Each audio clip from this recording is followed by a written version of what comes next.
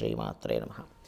ప్రేక్షకులకి ఆ లలితాంబిక అమ్మవారి యొక్క అనుగ్రహం పరిపూర్ణంగా కలగాలని మనస్ఫూర్తిగా కోరుకుంటూ మనం ఈరోజు చెప్పుకోబోయేటువంటి టాపిక్ ఏమిటి అని చెప్పి చూసుకున్నట్లయితే, మనము ఫిబ్రవరి మాసంలో ఏ లగ్నము వారికి, లగ్నం తెలియని వారు రాశి నుంచి చూసుకోండి, వారికి ఏ విషయాల్లో చాలా బాగుంది, ఏ విషయాల పట్ల కాస్త జాగ్రత్త వహించాలి, మరియు ఏ దేవత ఆరాధన చేసుకుంటే మంచిది అనేటువంటి విషయాలు చెప్తుంది నేనైనప్పటికీ కూడా చెప్పిస్తుంది సాక్షాత్ లలిత అమ్మవారిగా భావిస్తూ, అసలు ఈ గ్రహస్థితి ఎలా ఉంది ఈ నెల. మనకి వృషభ రాశిలో గురువు, మిథునంలో కుజుడు, అదేవిధంగా కన్యలో కేతువు, మీనంలో రాహువు, మన కుంభరాశిలో శని చంద్రులతో ఈ నెల ప్రారంభం అవుతుంది 1వ తేదీ నుంచి. మకర రాశిలో రవి బుధుల యొక్క సంచారం జరుగుతుంది. శుక్రుడు కూడా మనకి మీన రాశిలో ఉన్నాడు. అయితే ఈ యొక్క గ్రహస్థితి ఏదైతే ఉంటుందో, అంటే మకరం నుంచి కుంభం నుంచి మీనంలోకి ఈ ప్రయాణాలు అనేవి షష్టగ్రహ కూటం కోసం వెళ్తుంటాయి. ఈ గ్రహాలన్నీ కూడా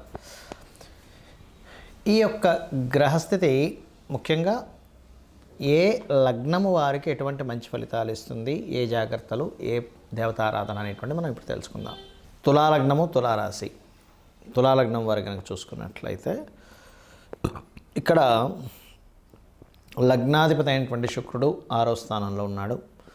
కొంచెం రుణాలు లభించడానికి సక్సెస్ఫుల్ వాటికి మంచిదే. కాకపోతే శుక్రుడు ఎప్పుడైతే 6లో ఉన్నాడో కాస్త స్త్రీలతో అనవసరమైన శత్రుత్వాల జోలికి వెళ్ళకూడదు. అదేవిధంగా ఈ ధనాధిపతి ఎప్పుడైతే మీకు భాగ్యస్థానంలో వక్రించుండి మరలా అది ముందుకు రావడం, ఈ తిరుగుతున్నందుకు కాస్త ఉద్యోగ సంబంధించినటువంటి విషయాలలో కొద్దిగా అనవసరంగా ఫైనాన్స్ వీటి మూలంగానే కొంత గొడవలు వస్తూ ఉంటాయి. ఆ యొక్క విషయాల పట్ల కాస్త జాగ్రత్తగా ఉండాలి. షార్ట్ జర్నీస్ పెరుగుతాయి. రకరకాల ప్రాంతాలకు మార్పులు తిరగడం అనేటువంటిది బలంగా చూపిస్తుంది. మరియు హోమ్ లోన్స్ లభించడం అనేటువంటిది బలంగా ఉంది. శుక్రుడు ఎప్పుడైతే 6వ స్థానంలో ఉన్నాడో ఇది హోమ్ లోన్స్ అనేవి ఖచ్చితంగా లభిస్తాయనేటువంటిది చూపిస్తుంది. మరియు సంతానం కోసం ఎవరైతే ప్రయత్నం చేస్తుంటారో కాస్త 1, 2 తేదీలు కొంత జాగ్రత్తగా ఉండాలి. అదేవిధంగా 3, 4, 5 తేదీలు అప్పులు ఇవ్వడం, తీసుకునేటువంటి అంశాల పట్ల కాస్త జాగ్రత్తని వహించాలి. ఇక మీరు 12వ స్థానంలో కేతు ఉన్నందుకు ఇన్వెస్ట్మెంట్స్ ప్రధానంగా బుధ, మంగళవారాలు చేయకండి. ఇప్పుడు ఉండేటువంటి గోచార గ్రహస్థితి రీత్యా మీ జన్మజాతకంలో ఉండే గ్రహస్థితి మళ్ళీ వేరుగా ఉంటుంది. అదేవిధంగా ఉద్యోగంలో కాస్త ఓవర్ వర్క్ స్ట్రెస్ ఎక్కువగా ఉంటూ ఉంటుంది.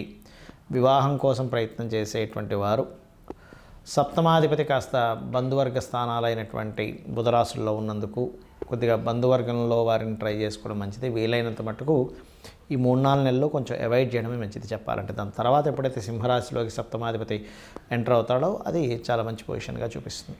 అలాగే ఇక్కడ ఫ్రెండ్స్, కొత్త ఫ్రెండ్స్ ఎక్కువ మంది పెరగడము, మరియు వివాహ సంబంధించినటువంటి విషయాలలో పర్టికులర్గా చూసుకున్నట్లయితే వివాహ సంబంధించిన విషయాల్లో కొద్దిగా మీకు ఈ ప్రయత్నాలు ఏవైతే చేస్తుంటారో, వివాహ ప్రయత్నాలు ఏవైతే చేస్తూ ఉంటారో ఆ యొక్క విషయాల్లో కొంచెం ముందుకు కదలట్లేదు, అనవసరమైనటువంటి గొడవలు ఏమైనా వస్తున్నాయి అని అనుకున్నప్పుడు మీకు దగ్గరలో ఆంజనేయ స్వామి ఆలయం ఉన్నా, సుబ్రహ్మణ్యేశ్వర స్వామి ఆలయం ఉన్నా అక్కడికి వెళ్ళి ప్రదక్షిణ చేసి మీ ప్రయత్నాలు మీరు ప్రారంభించండి. అక్కడి నుంచి బాగుంటుంది. మంగళవారాలు మనీ మ్యాటర్స్ విషయంలో కొద్దిగా జాగ్రత్తగా ఉండాలి.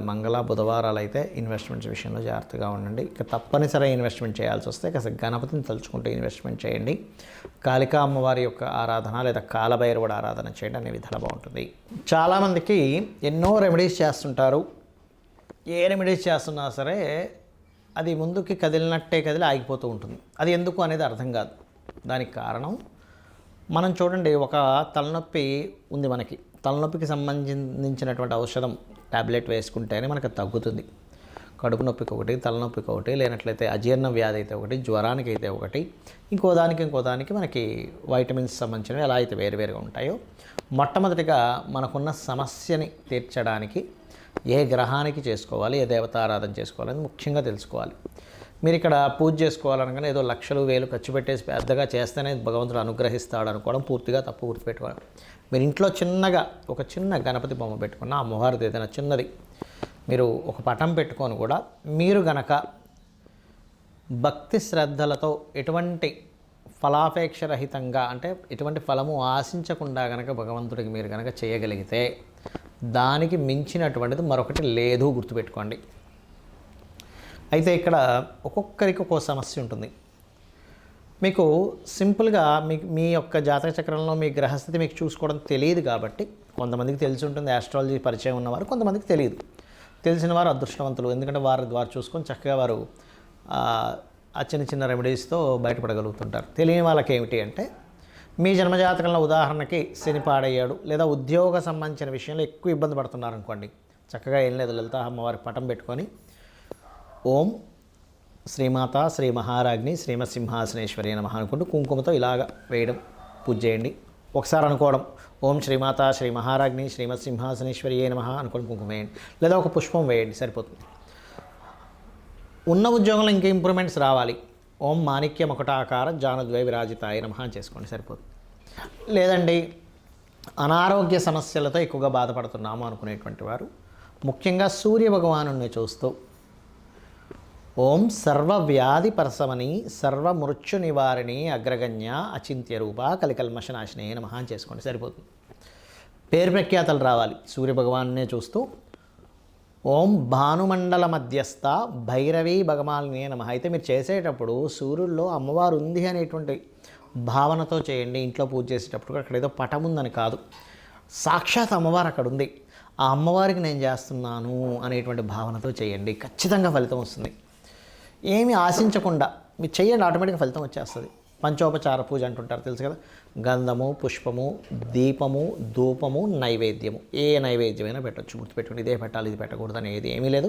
మీ భక్తి శ్రద్ధలతో శ్రీకృష్ణ పరమాత్మ చెప్పాడు ఏంటి, మీరు ఫలాపేక్ష రహితంగా ఫలమైనను పుష్పమైనను పత్రమైనను ఉదకమైనను మీరు ఏది సమర్పించినా కూడా నేను ప్రీతితో స్వీకరిస్తున్నాను అన్నాడు ఆయన. కాబట్టి అలా పెట్టండి, ఖచ్చితంగా తీసుకుంటాడు స్వామి.